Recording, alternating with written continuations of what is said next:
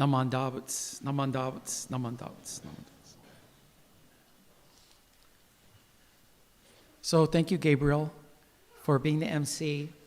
I thank Reverend Wondra and all the flowers staff for the beautiful flowers and the AV people for all their help. And I also got a lot of help today with this Dharma talk. I hope you remember what I talked about last time, 2 or 3 weeks ago. It was Buddha's superheroes, and we went through the Avengers, and we went through all the different Marvel comics, DC comics, Batman. And Michael Lee is one of our Sangha members, and he emailed me and texted me a couple days later about a really wonderful story about Captain Marvel, and relating to my talk and how everybody is a hero and everybody has a practice that's unique to them. And so I thought I got Captain Marvel mixed up with Captain America. I think I was being a little sexist. Captain Marvel is a very famous female superhero, and she's an Avenger. I'm not sure what that means, but I'm sure it's good. So it's called Ripples. This story is called Ripples, and it's a short feature in the Captain Marvel comic book number 30. And since we're heading towards Thanksgiving, I thought it might be nice to think about what we have to be thankful for and what we've given others at this time. And so Ripples, I think, refers to the fact that we usually think about or hope that we do big things in life. We want to do large, big, important things, and a lot of times we're disappointed or frustrated. But what we're missing is all the little things we do for each other and all the little things that we receive from one another. They're called the invisibles. They're infinite and numerous, but they add up to something huge, but we tend to not see them, and we tend to ignore them. So rather than looking at big things we do, we're going to look at the ripples, the small things that we do. So this Dharma talk is what I called crowdsourced. Michael Lee sent it to me, and I really like that. And one of the main reasons I like it is if it resonated with Michael, it's likely going to resonate with everyone else. And I think it's a really good talk for all ages. So Carol Danvers is Captain Marvel, and Emily's partner Kayla told me that, and I don't remember everything exactly right, but somehow Carol Danvers walked into the superpower mist, and it gave her superpowers. So Carol Danvers became Captain Marvel. As I mentioned earlier, she is an Avenger. So these are her powers. She has super strength. She can fly. That seems like a no-brainer. They all fly. And she can also make photon blasts, which comes in handy, right? She is also the mentor and friend of Kamala Khan. So there's like a sisterhood going on. She has Wians or underlings that want to be like her. They look up to her and they want to emulate her. She's their aspiration. So there's another famous woman in this Dharma talk, and her name is Kamala Khan. I just mentioned it. And as a ode or honor to her mentor, her name is Ms. Marvel. So she named herself after her teacher. She is a teenage girl, and she has morphing powers. She can shapeshift. And her role model is Carol Danvers, Captain Marvel. And this is a really big deal in the MCU. I kept reading MCU everywhere. This means the Marvel Comic Universe. So in the Marvel Comic Universe, Kamala Khan is a really big deal. She's the first Muslim character they've ever had, male or female. And she's a Pakistani character with her own comic book. And so that's a very special thing, very important. And I also looked at the people that wrote these comic books, and they're very diverse.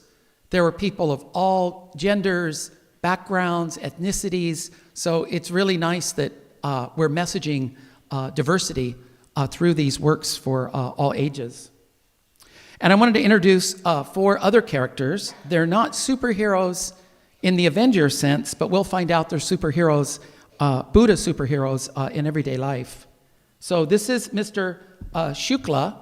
He is a grocer. He runs a small local grocery store. And then this is Sasha. She has a name tag on, so I knew it was Sasha. She works like at Starbucks. She's a barista. She makes coffee. So that in itself is a superhero power, I think. But anybody that can make me a good matcha latte is a superhero. And then there's Mr. Linsky. He lives in the neighborhood. And you see he has a little free library. Take one, leave one. So that's something he does in his neighborhood. And then lastly, they never referred to her by name. They always used pronouns. But her restaurant was called Pradipan. And so I'm going to call her Mrs. Pradipan. I think that was her name. I looked very close, and that was the name of her restaurant. So Captain Marvel is having a really hard time. She's kind of questioning her value in life. She's insecure. She feels like everything's a waste. And, the last 2.5 years have been hard. Everybody's been struggling. So this might have maybe been the impetus to write this number 30 comic. But she says, "Hey, Ms. Marvel, hope you don't mind the assist." And Ms. Marvel says, "Captain Marvel, thank you. What are you doing here? Aside from it being a very popular location for superhero hookups." So this is the problem statement. Captain Marvel says, "I'm putting out fires all the time. I'm saving lives. I'm minimizing harm. But it feels like I'm so busy doing that. I don't notice when I'm putting out one fire, another one starts." So some people call this compassion fatigue. Doctors feel it, teachers feel it, nurses, ministers sometimes feel it. You give a lot and you're not sure if it's making a difference. And one of the nice things about coming back from COVID and seeing you all in person is you all told the ministerial staff at OCBC how much value you found in our online content.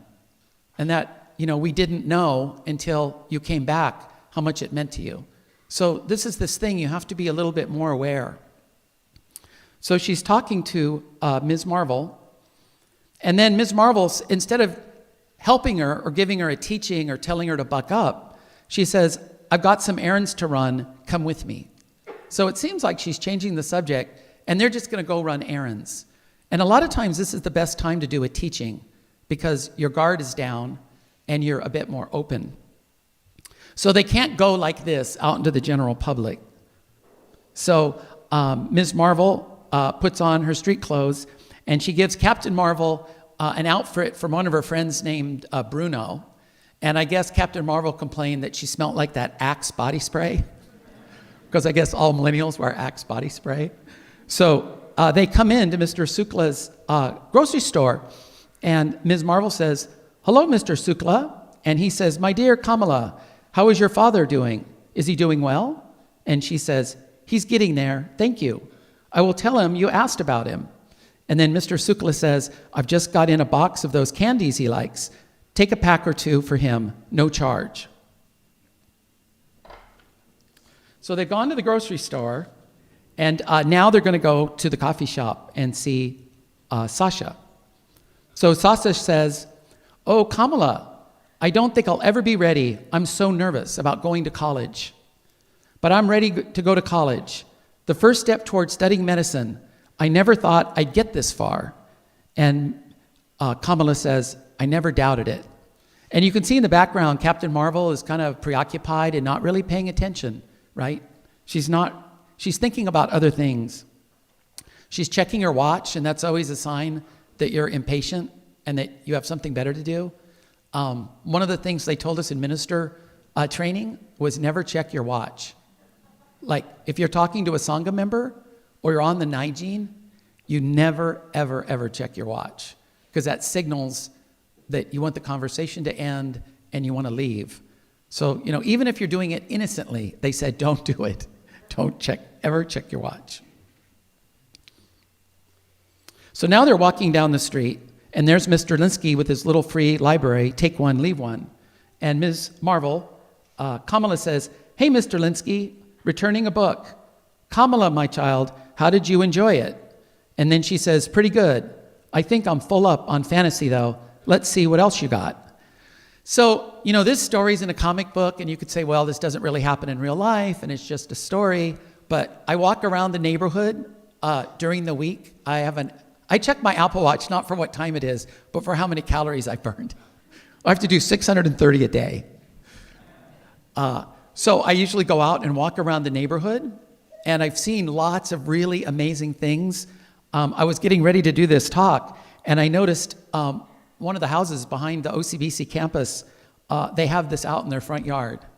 This is exactly what's in the comic. It's a free little library full of books, and anyone can take a book or give a book. And it's kind of interesting, they put a black trash bag on top, I think, to protect the books from the rain. So I kind of lifted it up so I could take the picture. But, this stuff's happening, right in our very neighborhood, literally. So then they go to the restaurant, and she says, "Table for 10? Let's see. Yes, we can fit you in. Anything for the cons?" And she says, "What's the occasion?" And then she said, "It's my mom's birthday." "Then we shall pull out all the stops." And then she looks over to Captain Marvel and says, "Hey, haven't we met before?" And Captain Marvel says, "Oh no, I don't think so. I just have one of those faces." So she's kind of walled off. But then she starts to say, "I think she was right. I do know her from somewhere." And Kamala says, "It was a long time ago. You were in a fight with AIM." I don't know who AIM is, but I will ask Kayla later. "And they smashed an apartment building. It was going to fall on a crowd of people. You saved them. She was in that crowd." So then Captain Marvel, still a little cynical, "This is what you were really doing, bringing me here, trying to show me someone I saved, trying to remind me why we do what we do. Kamala, that is very sweet, kind of condescending of her, and I appreciate it, really I do, but I'm not sure." And Kamala stands up to her and becomes the master and says, "You've got it all wrong. Yes, you saved her life. That by itself is amazing, and don't ever think differently. But after you saved her, she took a long, hard look at her life. She decided she didn't do enough to help other people, so she changed that. She's not a superhero. She's got no powers, but she did something else. She took the food from the restaurant that would normally be thrown away and opened a meal center for people who needed it. She started small. Now she works with 5 other local restaurants. They help so many hungry people." Mr. Linsky was one of those people she helped. He'd been in prison for years. It was really, really tough. But he found a way to get through it. The prison library. He read everything he could. When he got out, he had nowhere to go, nowhere to turn. The meal center helped him get back on his feet. He got a job, found a place to live, and he got a second chance. And then he started that little free library to share his love of reading with others. Sasha, the barista, is the first person in her family to go to college. She's going to be a doctor. Her family is so proud of her, hard work, and her interest about the world. You know what first sparked that interest? Every week she stopped by Mr. Linsky's free library and picked up a new book. So this led to her love of reading. So you have the restaurant, then you have Mr. Linsky, and then you have Sasha. And Sasha had medical training in high school with her love of medicine, so she knew CPR. Mr. Shukla, the grocer, nearly died a while back. He was working late one night, and he had a stroke. Sasha was in the store and recognized the symptoms immediately and called 911. She saved his life. When you're up in the sky saving the world, you're too busy to see the bigger picture. You don't see the ripples from your actions. Down here, on the ground, I do. I saw how you changed the lives of people you never even met before for the better. That is why I wanted to be like you. And then she says to Captain Marvel, are you crying? Right? There's no crying in the Marvel universe. And she says, you can never tell anyone.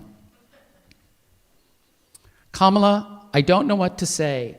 Thank you so much. And here we have the Bruno reference. Tell Bruno, thank you for his hoodie. And then Kamala says, he's never going to wash it again. And then Captain Marvel says, well, it might make it smell better. And thank you again. You're growing into such a smart and kind woman. I find that pretty inspiring. So I got this from Michael, and I thought it was just a wonderful part two to my Buddha Superheroes talk. And so maybe at Thanksgiving, we could all think about, not the giant things we do. We want like revolutionary change and we want huge results, but it's all the little things we do and all the little things we receive. And that is what we have gratitude for.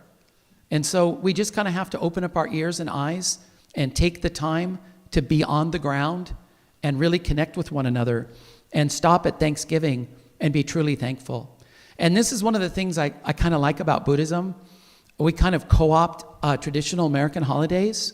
So Memorial Day becomes a day of memorials. Thanksgiving becomes a profound gratitude holiday. Christmas is a time for dana and giving. Maybe Valentine's Day is a time for compassion. So, I really think we can find deep meaning within American traditions. And also as a culture, we can share this and enrich American culture as well. And really focus maybe a bit more on the gratitude and a little bit less on the cranberries. So I wanted to thank Michael. I thought this was really well done. In Buddhism, we call these ripples oneness. Everything's interconnected. Everything is affecting everything else. We tend to look at the middle of the lake, where the rock falls. But if you stop and you watch the ripples moving out, they bump into one another. They echo off the shore. They mix with one another. And it makes the entire river or lake better for it. So if you could please join me in Gasho. And thank you for listening. Namo Amida Butsu. Namo Amida Butsu. Naman Da Butsu. Naman Da Butsu. Thank you very much.